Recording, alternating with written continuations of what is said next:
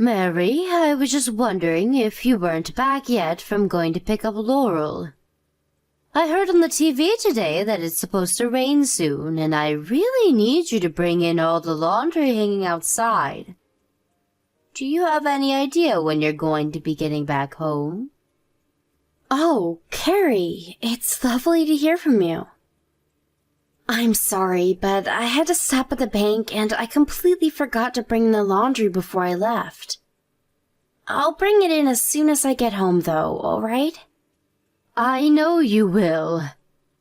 But that's why I'm asking what time you're going to be home by. And just where are you right now? I'm actually just picking up Laurel from her preschool right now. Then we have to stop by the grocery store to pick up something for dinner. So, if I had to guess, it would probably be about another hour and a half or so. You're not going to be here until 3:30? But it's practically going to be dark by then. You need to hurry up and get home as fast as you can, Mary. The laundry is not going to take care of itself.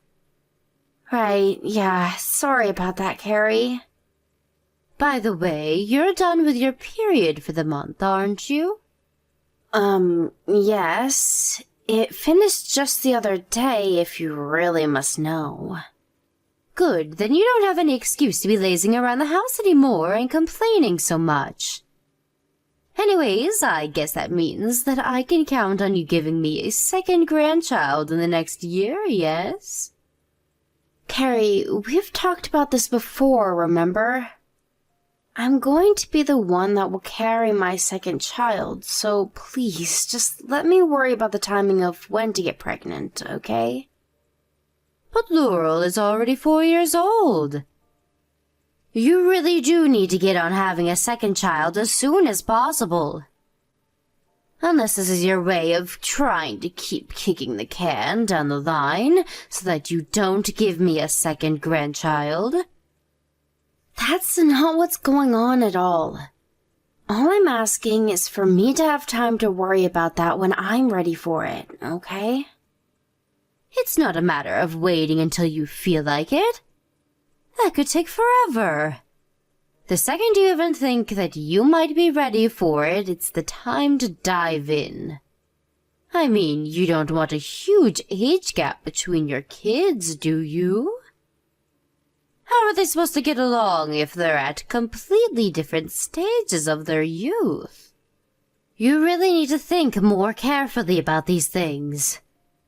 And you really need to think about having a second child soon, since Laurel is just a girl. Sorry, what is the problem you have with Laurel being a girl, Carrie? You mean you really can't figure it out for yourself? What is my family supposed to do if the youngest heir is a girl? We need a boy to pass down my family name and take over all our affairs as everyone gets older. You really think I would trust any of that to a girl? Don't be absurd. Okay, I guess I can understand where you're coming from with that. But you do realize that even if I do get pregnant with a second child, there is no way to guarantee whether it'll be a boy or a girl, right? And that's why I'm telling you that you need to start getting pregnant now. You have to start early so that you can keep trying again and again until you finally give me a grandson. I'm not going to keep having kids until I have a boy just to make you happy, Carrie. Now you listen to me, young lady. A woman who can't give her husband or mother-in-law a boy is basically useless. Honestly, I'm surprised that you haven't been divorced for not wanting to get pregnant again. Back in my day, men were leaving their women all the time because they couldn't give them the sons they wanted. So I would appreciate it if you could swallow your pride and give your husband and his family what they want. Well, maybe that was how things went back then, but the times have changed a lot. And if you must know, Daniel and I are very happy with our little Laurel. You really must have some nerve talking to your own mother-in-law like that. Someone really ought to teach you some respect. Anyways, just hurry up and get pregnant already. That really should be the least that you can do for your family. Don't go patting yourself on the back just because you shut out some useless girl. I want a grandson, and I want one now, understand?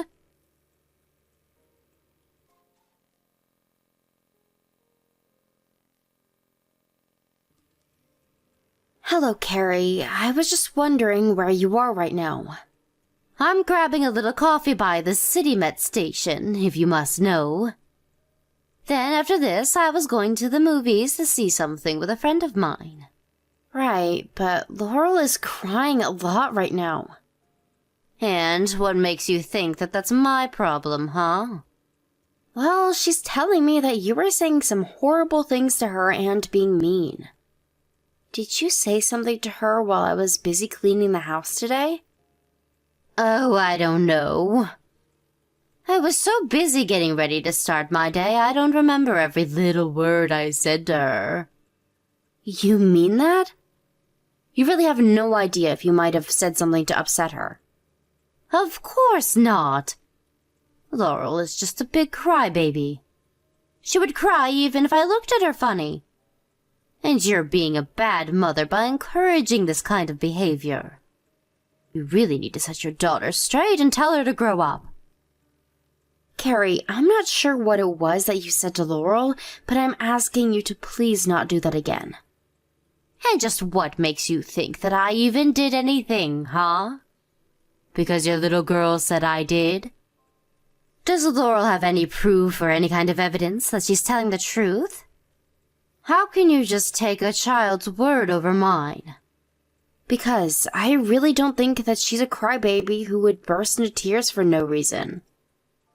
And I think that you might have said something to her or been needlessly strict with her, and now she's acting like this.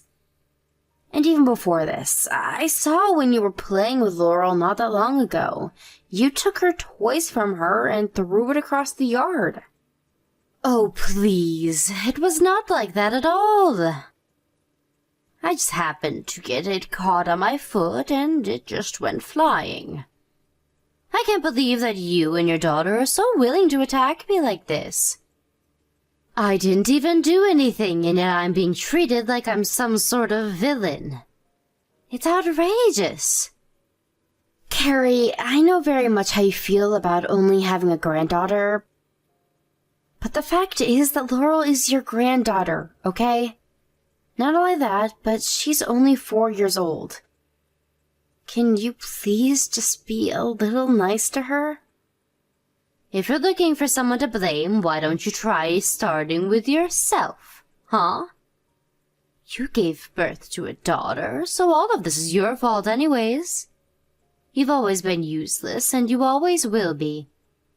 I wish you would have given me a grandson and not a granddaughter. So you're telling me that the only reason you're treating Laurel this way is because she's a girl? You really think that you would treat your grandson differently if you had one? I'm sorry, but if that's really the case, I think we might have to rethink living with you. What did you just say? I can't believe that you would try and threaten me like that. What's the matter with you? I'm not making a threat, Carrie, but I am saying that I'll have to talk with my husband about how you've been treating our daughter. If you're refusing to even listen to what I have to ask of you in terms of Laurel, then that's on you. How dare you try and turn my own son against me? It's bad enough having to deal with you and Laurel. This is why I wish that you had a son. Men are so much easier to deal with than women. Can't you just hurry up and get pregnant so I can meet my grandson already? So you really just hate women in general? Even though you're a woman? And do you have some kind of problem with that? Just what is wrong with me wanting to have a grandson, huh? I just mean that I think you would really hurt Laurel's feelings if she knew that the reason you didn't like her was something out of her control. So I'll ask you again to please be nicer to my daughter, or I'll have to talk to Daniel about this. Mary, come now. When are you going to see that you're making a big mistake here? I mean, this is all your fault because you're the one who hasn't had a son yet. I understand that you're frustrated, but it's no reason to try and take it out on me. That is not why I'm frustrated. I'm frustrated because you literally said that you don't like your grandchild because she's a girl. I don't see how you having that issue is a problem for anyone else but you. Not only that, but Daniel and I are more than happy with our daughter, okay? You can tell that to yourself all you want, but I know the truth that you aren't really happy with her. Not only that, but as your mother-in-law, I know that you're being a bad wife right now. If you're not going to give our family a son who can carry on our name, then you're not doing the one job that you have, and I don't see any reason for you to stay in our family. I am very respectful of your family, Carrie. If it wasn't for all your family's ancestors before you, then I would have never met and married Daniel. But what you were asking for is different. You're asking for a boy to carry down your family name when our daughter can just keep her family name if she wants. I see that you really just don't get how this works, do you? Maybe I'm just wasting my time trying to get through to you. I think that on that we can agree. I don't want to be fighting with you either, and especially not about something like this. So I know that it might be a lot to ask, but can you please just take mine and Laurel's feelings a bit more into consideration? I can do that, but it doesn't seem fair if you don't do the same for me. You're basically asking for me to just fold over and do whatever you say while you don't even care what I have to say in return. And now I'm starting to get mad again. And all because you're trying to make me the bad guy for wanting a grandson. I don't see why this is worth getting so upset about. If and when Daniel and I want a second kid, we will have one. If it's a son, then great, we'll be happy. If it's a daughter, we'll also be just as happy. I think it's unfair for you to try and impose your wants on our relationship, though. I am through with you. It's obvious that there's no point in continuing this conversation if you're just going to be so stubborn. But know that I am not going to let you get away with disobeying me so easily. You won't get away with this, Mary.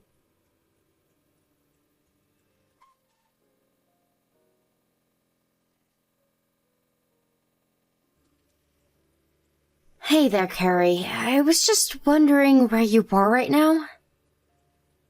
I'm at a friend's house, if you must know. I know that you're sick, which means that I knew I wouldn't be able to count on you for lunch. So I messaged a friend and asked if I could come over to their house and eat with them. I see. But do you know where Laurel is? I can't seem to find her anywhere. I was just wondering if you didn't take her to your friend's house while I was in bed sick. No, I didn't take her with me. What would even make you think that? In fact, now that you mention it, I think she just ran off all by herself. I guess she finally understood that nobody wanted her anymore and she left all on her own. What do you mean she left? Like she ran away from home or something? That's right, she just ran off. Hopefully never to come back. Carrie, what is the matter with you? This is a 4-year-old girl that we're talking about here. What if something happens to her? Don't tell me that you're really going to try and blame me for this too, are you? It's not my fault that your daughter chose to run off by herself. And you were the one in bed and not watching her. Can you please just tell me which way she went? Did she say if she was going anywhere? Just what makes you think that I would know any of that, Mary? Carrie, you tell me where my daughter is right this second. I am serious. If you were really worried, you wouldn't be wasting your time messaging me. Why don't you go to the police and report your missing daughter? I'm sure it would be faster and more productive than this. Although I don't really care whether or not you find her anyway.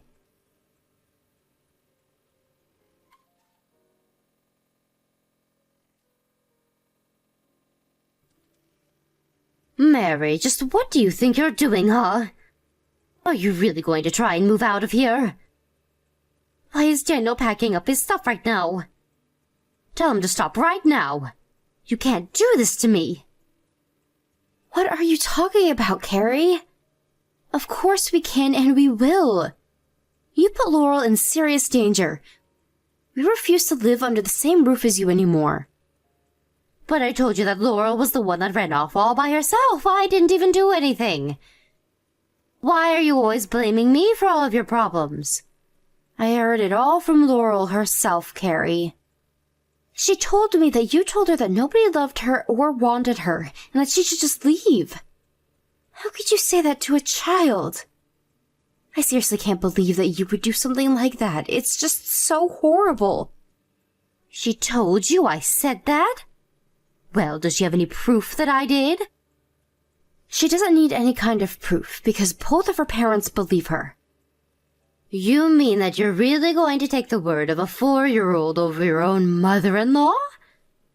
Have you both lost your minds? Even if Laurel was lying about this, there is plenty of past incidents with you to back up what she's saying. And besides, you're still responsible for not even trying to stop her from running away. I am telling you that this isn't my fault. You can't just blame me like this. You're really going to pin this on me because your daughter snuck away? What about you? You really think that having a fever and staying in bed isn't just an excuse either? I accept responsibility for not keeping a better eye on her while I was sick. But I also know that Laurel isn't tall enough to unlock all the locks on the door to our house. Especially the chain at the very top, which had no reason to be undone. So all that means is that someone must have undone it for her before she left. And you're saying that's me? You can't just accuse people of something that you have no proof for. Besides, maybe I was already gone by the time she ran away. It isn't like you even asked me to look after her for you anyways. I don't see how this is anyone's fault but yours and Laurel's. So quit trying to put the blame on me because I'm sick of it. Oh, trust me, the feeling is mutual. And what is that supposed to mean? It means that I am sick of you and I never want you near my family again. Even Daniel says that he doesn't want to see you anymore. So consider this our way of cutting you out of our lives forever. Fine. Be that way. See if I care. I don't need you or Laurel in my life. You realize this includes Daniel, don't you? That's why he's packing up his things too? But he told me that he's just going to be living somewhere else. Although now that I think about it, he's ignored me ever since he told me that and went upstairs to start packing. He texted me and said that he just doesn't have the strength to respond to you after what you did. That's why he's not talking to you right now. Tell me, Mary, is this fun for you? Tearing apart families like this when you don't even have any proof of what you're talking about? If you really think that's what's going on here, then there's no point in having this conversation. I wish that you would just come forward and be mature about this. You realize that if you move out of my house that you'll have to start paying rent for where you live, right? I know that you already give me a little money each month, but rent is going to be much more expensive. We've talked about that and we've agreed that it'll still be worth it. Besides, you were the one who asked us to move in with you in the first place. You said that the house was too big for one person and that you were lonely. I guess I did say that, didn't I? That's right. And you said that it would be perfect because you could just take care of me while I was pregnant. But obviously all of that changed once I had Laurel. After that, I don't think you ever had a kind word to say to my daughter or I. In fact, you have no idea just how patient I've been with you throughout all of this.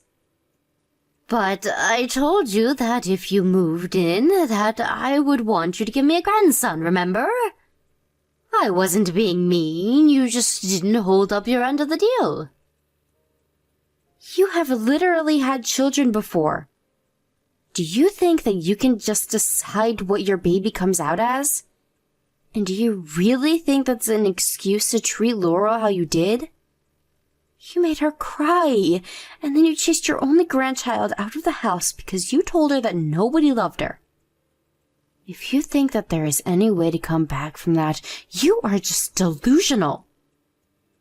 Please, can't we just calm down and talk about this?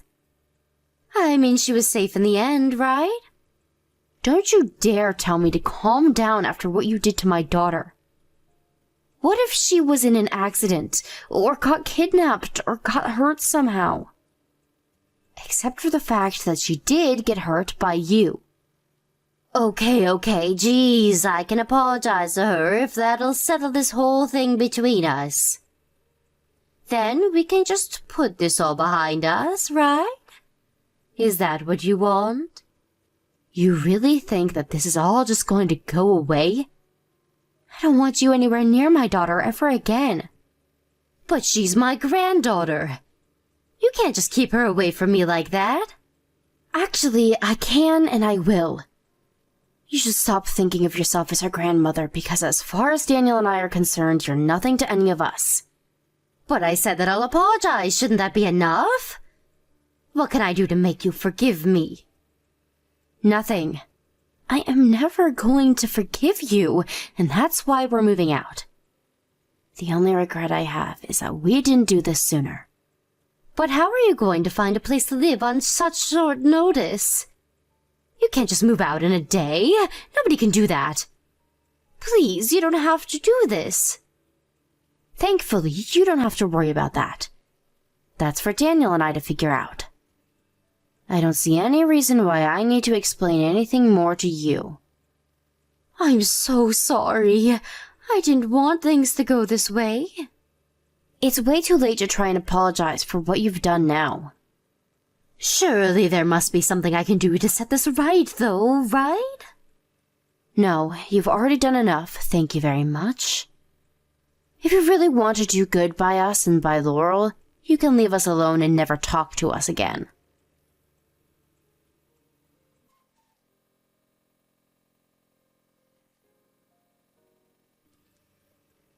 After that, the moving company that we hired arrived and helped us quickly pack and take all of our belongings. It did cost us quite a bit of money, but it was all worth it to get out of living with Carrie. Meanwhile, Carrie tried crying and begging to her son to stay.